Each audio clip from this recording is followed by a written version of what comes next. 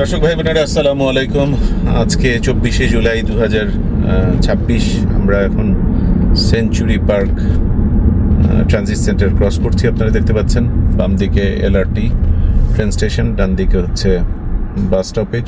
আমাদের শহরে খুব সম্ভবত 25টা বা তার কিছু বেশি হয়তো ট্রানজিট সেন্টার আছে, যেখানে আপনি বাস আর ট্রেন দুটো সুবিধাই একসাথে পাবেন। বাস থেকে নেমে ট্রেনে ওঠা, ট্রেন থেকে নেমে বাসে ওঠা, এই ব্যাপারটা পাবেন। সো এরকম মোস্ট লাইকলি 25টা বা তার বেশি আছে। এনিওয়ে, আজকের আলোচনা হলো নোভা স্কশা নিয়ে। কানাডার অন্যতম জনপ্রিয় গন্তব্য ইমিগ্রেন্টদের জন্য হচ্ছে নোভা স্কশা, আটলান্টিকের পারের প্রভিন্স। সেইখানে একটা বিশেষ নিউজ হয়েছে একটা বিশেষ ক্যাটাগরির অ্যাপ্লিকেন্টদের জন্য, সেইটারই আপডেট। মলি রেডি? রেডি। বলো, আপডেটটা দাও। নিশ্চয়ই। নোভা স্কশা দুইটা ওদের স্ট্রিম, যে নোভা স্কশা পিএনপি এবং আটলান্টিক ইমিগ্রেশন প্রোগ্রাম, এটা 2026-এর জন্য যে সিলেকশন প্রায়োরিটি, এটা এক্সপ্যান্ড করেছে একটুখানি। এটাই হচ্ছে আজকের নিউজ বা আপডেট। এখানে মনে রাখতে হবে যে এটা নতুন কোনো স্ট্রিম ওপেন করেছে সেটা না, বা এটা একটা জেনারেল ইনটেক করেছে সেটাও না। এটার কিছু এলিজিবিলিটি শর্ত আছে এবং এটা মিট করলে ইনভাইটেশন অটোমেটিক্যালি পেয়ে যাওয়ার কথা, ডিরেক্টলি কমিউনিকেট করা হবে উইথ দ্য অ্যাপ্লিকেন্ট।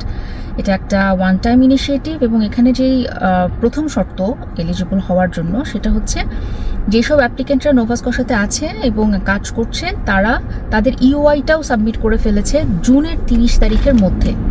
আজকে আমরা 24শে জুলাইয়ে বসে আছি, তার মানে গত মাসের মধ্যে যারা অ্যাপ্লিকেশনের ইউআইটা সাবমিট করেছে তাদের জন্য এটা প্রযোজ্য। আর দ্বিতীয় শর্ত এই প্রোগ্রামের আওতায় আসার জন্য হচ্ছে যে ওয়ার্ক পারমিটে যারা আছেন তাদের ওয়ার্ক পারমিটটা অলরেডি হয় এক্সপায়ার করে গেছে, অথবা 2026-এর কোনো একটা সময় এক্সপায়ার করবে।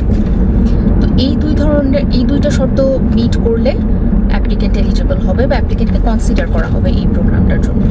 তো এখানে যে ক্যাটাগরিগুলো আছে সেখানে কিছু ক্যাটাগরি আমি বলে রাখি। এক নম্বর ক্যাটাগরি হচ্ছে টিআর 0 থেকে টিআর 4 এর অকুপেশনে যারা কাজ করছে। যেমন এখানে ওরা প্রায়োরিটি ও স্ট্রিম, তো সব প্রভিন্সে এখন প্রায়োরিটি দিচ্ছে যাদের জব বা যেই সেক্টরগুলোতে ওদের ডিমান্ড বেশি সেই সেক্টরগুলোতে। নোভা স্কশার জন্য এই সেক্টরগুলো হচ্ছে professional and scientific services, manufacturing, construction, health and social services, natural resources, agriculture এবং ট্রান্সপোর্টেশন।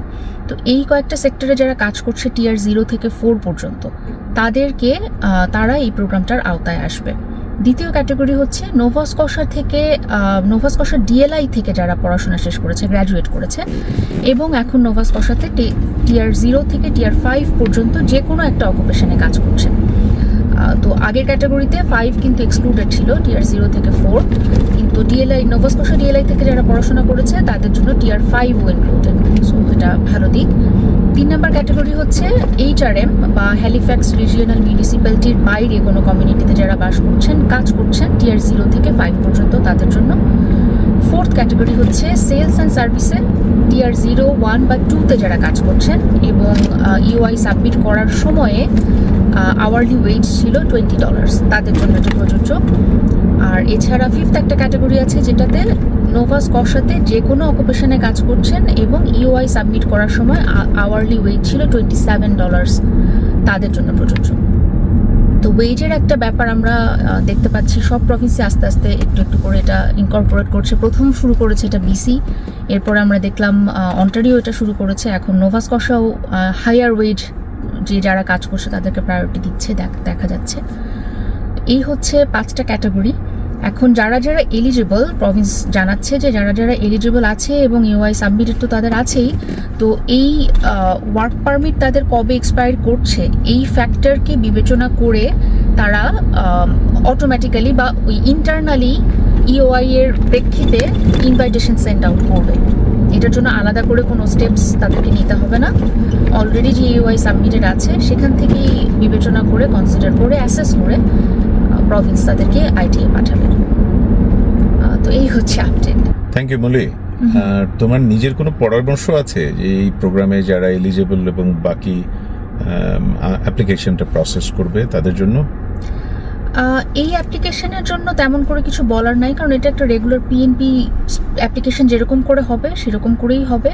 কিন্তু যারা এখন জব করছেন, জব সার্চ করছেন বা পড়াশোনা করছেন, তাদের জন্য পরামর্শ হচ্ছে যে জবের উপরেই এখন দেখা যাচ্ছে যে সব প্রভিন্স জবের উপরে এবং তার চাইতেও বেশি ওয়েজের উপরে খুব নির্ভর করছে, বা ওয়েজটা একটা খুব বড় কনসিডারিং পয়েন্ট যে ইউআই এর পরে আইটি এটা ইস্যু হবে কি হবে না।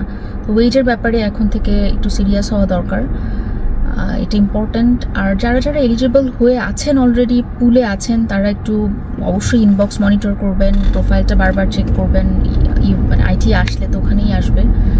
আর এছাড়া পিএনপির জন্য অ্যাপ্লিকেশনে কোনো সহযোগিতা লাগলে we can definitely help in the application process. Thank you Molly. আশা করি এই পরামর্শ এবং তথ্য দুটোই সংশ্লিষ্টদের কাজে আসবে। দর্শক ভাই বোনেরা যারা এই বছর বিভিন্ন প্রোগ্রাম দিয়ে চেষ্টা করছেন, কানাডাতে প্রস্তুতি নিচ্ছেন, আল্লাহ দয়া করে আপনাদের এই চেষ্টা, এই দম শ্রমকে কবুল করে নিন। সবাই ভালো থাকবেন। ভিডিওটা উপকারী মনে করলে আপনার সোশ্যাল প্ল্যাটফর্মে শেয়ার করবেন, যাতে অন্য আরেকজন ভাই বোন উপকৃত হতে পারে। আসসালামু আলাইকুম। আসসালামু আলাইকুম।